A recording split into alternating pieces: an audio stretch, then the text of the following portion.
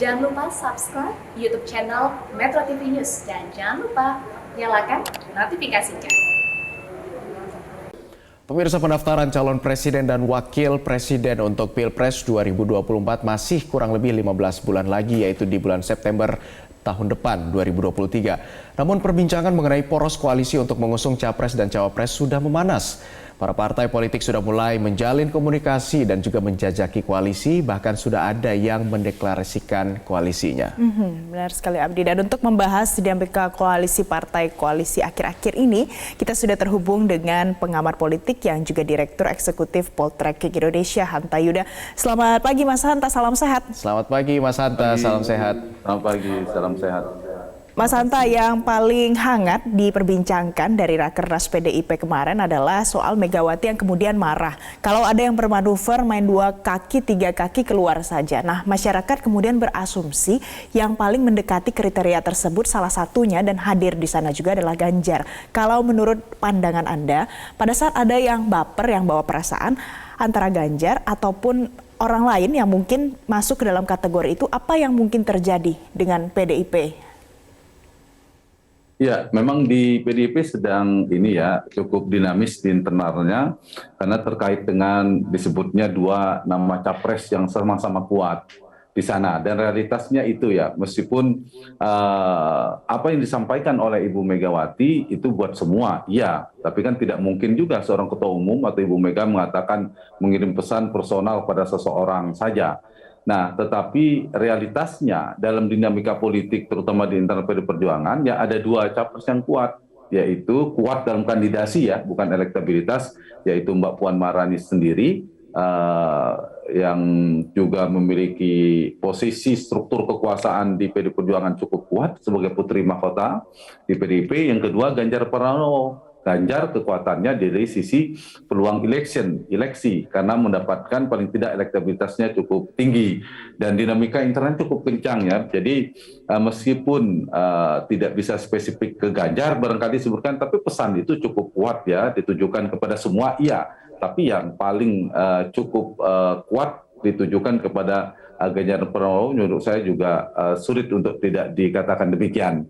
Jadi PD Perjuangan punya kepentingan untuk menjaga soliditas partainya, dan saya kira menunggu keputusan Ibu Mega sebagai pemilik mandat untuk menentukan ketua umum. Jadi saya kira itu bagian dari upaya untuk konsolidasi internal, bagian untuk menyolidkan barisan internalnya, begitu.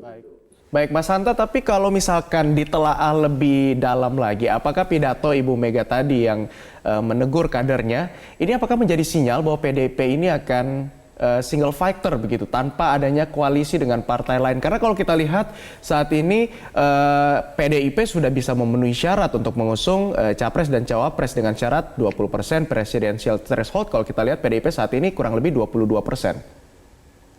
Ya, betul. Realitas politiknya PD Perjuangan bisa maju tanpa berkoalisi, dan itulah menyebabkan posisi PDIP cukup strategis, tidak terlalu dianggap penting berkoalisi dalam level atau dalam tahap kandidasi pencalonan. Kenapa? Karena satu, PDI Perjuangan adalah satu-satunya partai yang tidak perlu berkoalisi karena sudah mendapatkan boarding pass, mendapatkan tiket dalam pertarungan di Pilpres untuk mengusung salah satu kandidat. Yang kedua, dari sisi elektabilitas, kalau berdasarkan tren survei juga PD Perjuangan relatif stabil karena perolehannya angkanya relatif baik di atas 20%.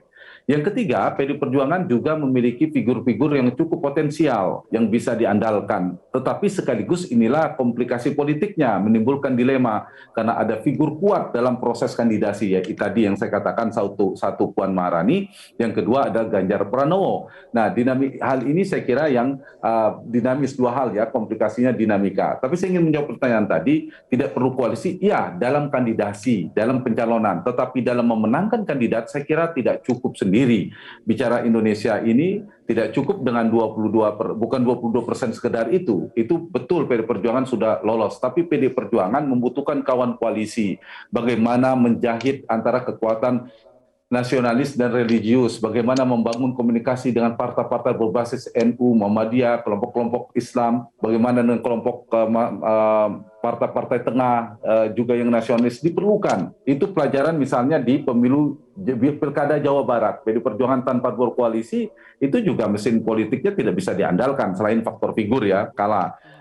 Tapi dari level nasional, perjalanan PDIP ketika 2014 dan 2019 mengusung Pak Joko Widodo sebagai calon presiden, itu kan membangun koalisi. Meskipun di awal tidak begitu besar, di 2014 itu bersama beberapa partai, ada Partai Nasdem, kalau nggak salah ada PKB dan sebagainya, apalagi di 2019. Itu perlu ada kebersamaan. Jadi poinnya, kalau dalam kandidasi, iya PDI Perjuangan tidak butuh partai apapun dalam mengusung capresnya. Tetapi dalam konteks memenangkan pertarungan dalam Pilpres, sangat membutuhkan kawan koalisi untuk memenangkan pertarungan tadi.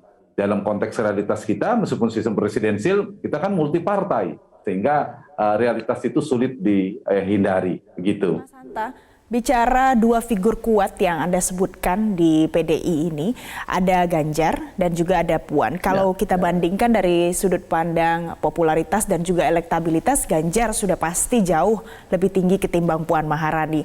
Nah, dengan kondisi yang seperti ini dan ada banyak partai-partai lain yang kemudian memunculkan nama Ganjar sebagai bakal calon presiden 2024, apa gambaran potensi yang mungkin bisa dilakukan oleh Ganjar untuk fenomena ini? Ya, itulah yang saya katakan komplikasi politik sekaligus dilema bagi PDI Perjuangan, bagaimana memutuskan antara dua nama ini. Opsinya ada tiga. Satu, skema politiknya, kalau mengusung Puan Maharani, itu harus memastikan agar Ganjar Pranowo tidak maju. Karena kalau Ganjar maju, Puan maju, sama-sama kader potensial, itu berpotensi memecah suara dukungan di Pilpres, dan itu berbahaya. Kedua, juga bisa menggerus suara PDI Perjuangan kalau kemudian dua kader maju. Misalnya resmi PDI Perjuangan mendukung Puan Maharani, Ganjar keluar, maju juga melalui saluran alternatif, apakah melalui koalisi Indonesia Bersatu, Golkar, PAN, dan P3, atau melalui Partai Nasdem yang sudah di Rakernasnya memutuskan, Ganjar juga maju, sementara PDIP maju dengan sendiri. Nah, ini yang berpotensi memecah suara, terutama di Jawa Tengah, yang sama-sama basis Ganjar, juga basis PDI Perjuangan. Nah, dalam konteks ini maka yang dirugikan kedua-duanya. Ini dilemanya kalau ditempuh, kecuali dengan memajukan Mbak Puan Maharani, tapi PDI Perjuangan berhasil paling tidak menahan laju Ganjar, atau Ganjar tidak bisa maju ke ring Pilpres 2024 mendatang. Nah, kalau gagal, maka itu beda ceritanya. Paling kesulitan di internal PDI Perjuangan tetap terjaga. Tapi itu kan sulit. Sehingga kalau skema pertama itu ditempuh, risikonya cukup besar, di mana terbelahnya suara Pilpres, tidak terkonsentrasi, kemudian juga potensi tergerus partainya juga terjadi dan mesin partainya. Yang kedua, kalau pilihannya mendukung Ganjar Pranowo, komplikasi politik yang muncul adalah Mbak Puan ini kan disiapkan juga. Mbak Puan bukan sekedar politisi kemarin sore dalam internal partainya, sudah kuat, sudah kokoh, punya kiprah, punya rekam jejak, dan Puan Maharani saya kira beda dengan 2014-2019 yang lalu. Lebih siap sekarang, dan sekarang Ketua DPR. Dari kiprah ke politiknya, Mbak Puan Maharani mau jadi apa lagi setelah Ketua DPR? Tentu calon presiden atau wapres, posisi yang paling pas untuk kiprah politiknya yang diperlukan. Nah, kalau Ganjar dimajukan, Mbak Puan terancam kiprah politiknya. Kedua, kalau misalnya Ganjar dimajukan lalu menang, itu berpotensi posisi ketua umum ke depan bisa direbut oleh Ganjar Pranowo, dan itu saya kira mengganggu, mengancam tanda petik kelanjutan terah Bung Karno yang mengendalikan, yang memimpin PDI Perjuangan. Itu komplikasi politiknya. Skenario yang ketiga, opsinya, kalau misalnya memasangkan Ganjar dan Puan, ini juga problematik.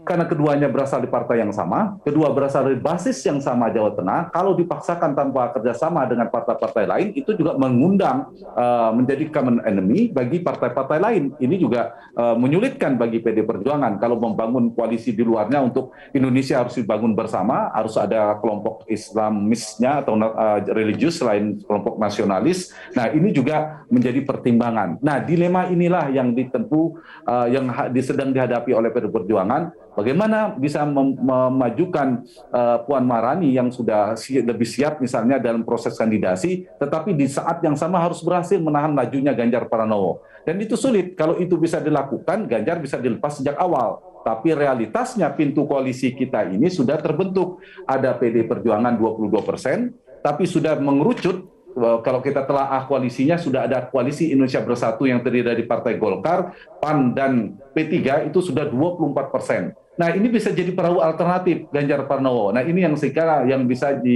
mengancam terancamnya dua kader PDI Perjuangan maju bersama kalau misalnya PDIP tidak bisa menahan kader yang satunya maju melalui perahu yang lain. Yang ketiga, sekarang koalisi juga ada koalisinya Gerindra dan PKB. Itu total sudah 24% lebih kurang. Itu juga bisa jadi perahu alternatif meskipun di sana ada figur Prabowo Subianto. Kalau kita petakan ya PDI Perjuangan dengan nama Mbak Puan misalnya, kemudian ada KIB yang kemungkinan ada Ganjar Pranowo menjadi alternatif pertama, dan yang ketiga ada Gerindra dan PKB. Itu mungkin nama Prabowo Subianto. Kalau kita lihat antara dinamika partai dan dinamika koalisi. Dan yang keempat, yang sedang dibangun pertemuan kemarin, mungkin hari ini juga ada, Nasdem dan PKS kemarin bertemu, kalau hari ini Nasdem dan Demokrat bertemu, itu juga melampaui menjadi 28%. Nah, nama yang mungkin muncul dari koalisi yang terakhir ini adalah nama Anies Baswedan. Jadi, menurut saya menarik ya pengerucutan koalisi ini, arahnya tendensi sementaranya bersamaan dengan pergerakan kekuatan elektabilitas figur berdasarkan survei 3 itu, Prabowo, Anies, dan Ganjar. Ganjar menguat di KIB, Anies paling realistis itu keluar di koalisi Nasdem yang sedang berputar 1-2 hari ini di Nasdem, PKS, dan Demokrat, itu Anies, kemudian Prabowo di Gerindra dan PKB. Puan terkuat di partainya sendiri PDI Perjuangan. Nah, dari 4 poros ini nanti dinamis akan menjadi 3 polar menurut saya, tripolar atau bahkan 2 polar. Kalau akhirnya KIB bergabung sama PDI Perjuangan atau PDI Perjuangan gagal bergabung dengan KIB, bisa jadi KIB bergabung dengan Partai Nasdem dan lain-lain. Jadi cukup dinamis ya, menjadi dari 4 ini bisa saya punya keyakinan menjadi 3. Bahkan ada potensi menjadi bipolar atau 2 poros koalisi. Begitu. Baik. Artinya Mas Hanta, walaupun tadi Anda katakan PDIP ini bisa punya peluang untuk menjadi single fighter, tapi mereka masih membutuhkan untuk koalisi untuk menjalankan mesin partai. Berarti kalau bisa kita lihat ini sudah ada 2 poros yang terbentuk, walaupun PDI juga sebenarnya kalau posisinya bisa menjadi single fighter, ada 3 dan masih ada 3 partai lagi yang belum menentukan koalisi mau kemana. Ada partai Nasdem, Demokrat, dan juga PKS. Nah, dari beberapa poros yang sudah mulai terbentuk ini, tentu kan nanti di 2024 ada ini semua nama-nama baru, tidak ada petahana yang nanti akan bertarung begitu. Nah, seperti apa dari calon-calon tadi Anda sebutkan untuk kemudian dari masing-masing koalisi yang akan dicalonkan di pemilu 2024? Potensi dari masing-masing peluang, apalagi masih ada 3 partai yang belum menentukan arah koalisi. Ya, koalisi dulu ya. Kedekatan koalisi ini, potensi variabel yang bisa membentuk koalisi itu satu karena kedekatan tokoh sentralnya atau veto playernya. Dan itu sudah terlihat. Kalau kita lihat semua karena punya kedekatan, ada yang tidak bisa bersatu dan seterusnya. Yang kedua adalah regulasi 20%, persyaratan presidensial threshold. Itu juga menjadi kunci bertemunya beberapa partai pola. Yang ketiga adalah stimulus dari partai-partai lain yang terbentuk koalisi. Karena yang lain sudah terbentuk, mendorong yang lain juga bertemu. Dan yang ketiga adalah, saya ingin masuk ke sini, faktor elektabilitas figur untuk menjawab pertanyaan tadi. Figur-figur berdasarkan data survei yang kredibel dari berbagai lembaga, itu ada 3 kandidat capres yang potensial, yaitu Ganjar Pranowo, Anies Baswedan, dan Prabowo Subianto. Nah, ditambah yang punya tiket tanpa berkoalisi, saya masukkan cukup strategis, yaitu Puan Maharani. Sehingga dari peta koalisi yang sudah terbentuk, yang paling memungkinkan PDIP satu, tanpa berkoalisi, kita asumsikan tidak bergabung dulu dengan salah satu koalisi, maka PDIP dengan kekuatan 22% itu bisa tiket sementara ya, boarding pass sementara bisa dikantongi oleh Puan Maharani. Itu petanya pertama. Kecuali kita sambil menunggu keputusan dari Ketua Umum PDI Perjuangan, apakah betul diberikan kepada Mbak Puan atau ke Ganjar Pranowo atau bagaimana gitu. Sementara Mbak Puan yang pegang sementara 1 tiket penuh itu. Yang kedua, kalau di analisis tendensi, yang kedua adalah yang sudah jelas dan sudah fix, ini sudah ada ininya ya, grafisnya bagus sekali di Metro TV. Yang kedua adalah dari koalisi Indonesia Bersatu, kekuatan Golkar, Partai Amanat Nasional, dan P3 itu total 23,57%. Siapa figur di sini? Meskipun masih dinamis. Mereka menyebut ada Airlangga Hartarto, ada Zulkifli Hasan, ada Soeharto ketua umumnya. Iya, tapi menurut saya lebih realistis di sini adalah nama Ganjar Pranowo. Kalau ternyata ada faktor kingmaker Jokowi, Presiden Jokowi di belakangnya. Yang ketiga adalah yang baru terbentuk Gerindra dan PKB itu juga melampaui, sudah 23 sekian persen, itu kemungkinan namanya muncul adalah Prabowo. Dan yang keempat adalah yang sedang berkurir, ini juga paling seksi ya, saya kira partai di luar pemerintahan yang paling berjarak dengan kekuasaan, dengan Pak Jokowi yang tidak terlalu terpengaruh, yaitu Nasdem dan PKS yang sudah bertemu, kalau ditambah Demokrat melampaui. Karena kalau Nasdem dan Demokrat saja itu tidak cukup, tanggung sekali, sekitar 19,5%. Kalau Nasdem dan PKS itu baru 18 sekian persen. Jadi tanggung sekali, kurang 1-2%. Nah, nama yang bisa muncul dari koalisi yang terakhir ini adalah Anies Baswedan. Itu berarti potensinya 4 poros. Bagaimana dia bisa menjadi 3 poros? Dia menjadi 3 poros kalau Anies tetap maju, kemudian Prabowo tetap maju, lalu KIB bersatu dengan PDIP mengusung Ganjar dan atau Puan. Itu menjadi 3 AA. Atau bahkan nanti bisa berpotensi menjadi 2 kelompok gitu. Jadi kalau sekarang sudah ada gambaran secara generalnya, secara kasarnya terkait pemetaannya sudah mulai terlihat begitu ya Mas ya. Dan namanya juga tidak jauh-jauh dari nama-nama yang selama ini muncul di kalangan masyarakat. Mas Hanta, terima kasih sudah bergabung bersama kami di Metro Pagi Prime Time, Direktur Eksekutif Poltreking Indonesia Hanta Yuda.